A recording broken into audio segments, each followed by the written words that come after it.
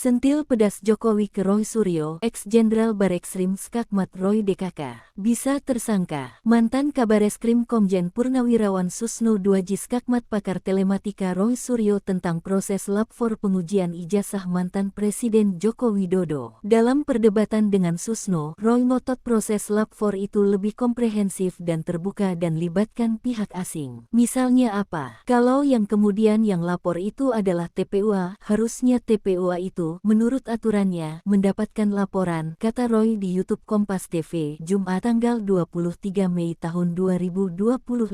Ia meminta Bareskrim menyebut orang-orang yang didatangi Bareskrim agar lebih transparan dan lebih komprehensif dan meragukan hasil lapor Bareskrim. Namun, Susno menjawab keraguan Roy. Dia menganggap keraguan itu wajar lantaran Dirtipidum Bareskrim tidak menjelaskan bagaimana pihaknya sampai pada kesimpulan seperti itu. Namun, kata Susno, semisal ada orang lapor yang hadir saat pengumuman hasil uji lapor, orang harusnya menjelaskan proses uji lapor. Bareskrim sudah mempunyai laboratorium yang sangat bagus, tidak kalah dengan Amerika, tapi jelaskan bahwa ini bukan karena dicium, bukan karena diendus, bukan karena ini, tapi karena kita menggunakan teknologi tingkat tinggi, ujar Susno. Ex-Kabareskrim ini mengklaim banyak negara yang belajar dari Indonesia sebab Indonesia punya laboratorium yang bagus dan sekolah penyidik bagus di Semarang, Jawa Tengah. Jakarta Center for Law Enforcement Cooperation. Di tempat terpisah, Jokowi memberikan sentilan pedas ke Roy Suryo yang mempersoalkan skripsinya di Fakultas Kehutanan Universitas Gadjah Mada. Ia menegaskan telah merampungkan karya tulis ilmiah yang menjadi syarat lulus S1 di Fakultas Kehutanan UGM. Menanggapi ini, pakar hukum pidana Universitas Trisakti, Abdul Fikar Hajar menilai Jokowi tidak lagi sebagai institusi presiden ke-7 namun berhadapan dengan 5 orang yang laporkan termasuk Roy Suryo DKK sebagai pribadi. Dengan sudah melaporkan ini, jika bisa membuktikan tuduhan itu tidak benar, maka kelima orang tersebut